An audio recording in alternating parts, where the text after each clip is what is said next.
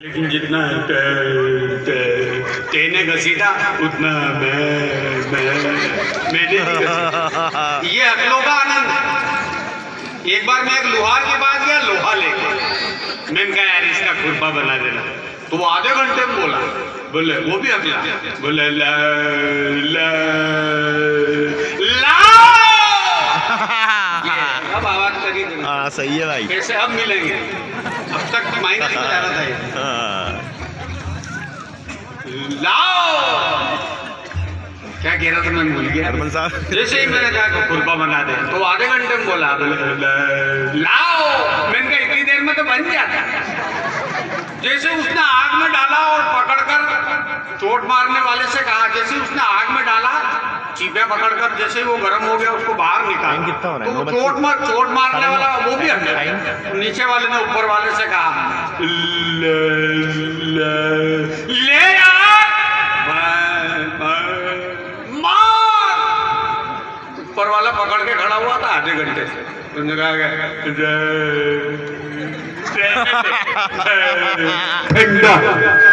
ये अगले का एक अगले की सुहाग रात थी, पति पत्नी दोनों अगले। सुहाग रात के दिन जैसे ही पति सुहाग कक्ष में गया और बड़े प्यार से अपनी पत्नी से कहा क्या बात है, ले आप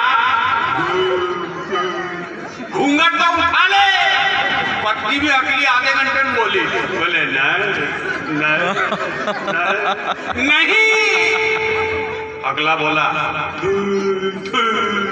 तू भी अगली, मैं भी अगला, तू मेरी बहना, मैं तेरा भैया। ये माइक अब सही हुआ, अब सही हुआ है नहीं, यही तो तकलीफ होती है। तब निवेदन करना चाहिए। हमारे बीच में अनुराधा जी बैठी हुई है, सोहनलाल जी जो भी रस की कविताएं सुनाते हैं वो बैठे हुए हैं, इधर बाबू बंजारा जी बैठे हुए हैं, इधर दीपक जी नामदेव जी को हमको सुनना है। मेरे पास 4 विकेट शेष है, बाकी सब अवशेष है। 4 में से मैं एक को काम में लूंगा। क्या कर रहे हैं मैं बड़ा संस्कारवान हूँ। मेरे पिताजी बहुत संस्कारवान हैं। मैं ब्राह्मण का बालक हूँ, प्रतापगढ़ से आया हूँ आपके बीच में।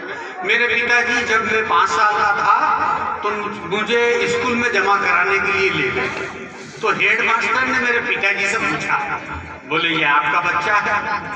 तो मेरे पिताजी बड़े संस्कारवान थे, उन्होंने कहा कि नहीं सर आप ही का है। हेड मास्टर ने फिर मेरे से पूछा क्यों रे ये तेरे पिताजी है?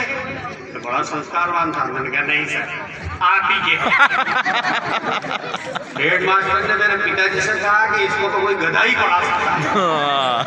तो मेरे पिताजी बड़े संस्कारवान थे, बोले इसीलिए तो सर आपके पास लग गया है। ताली बजाओ।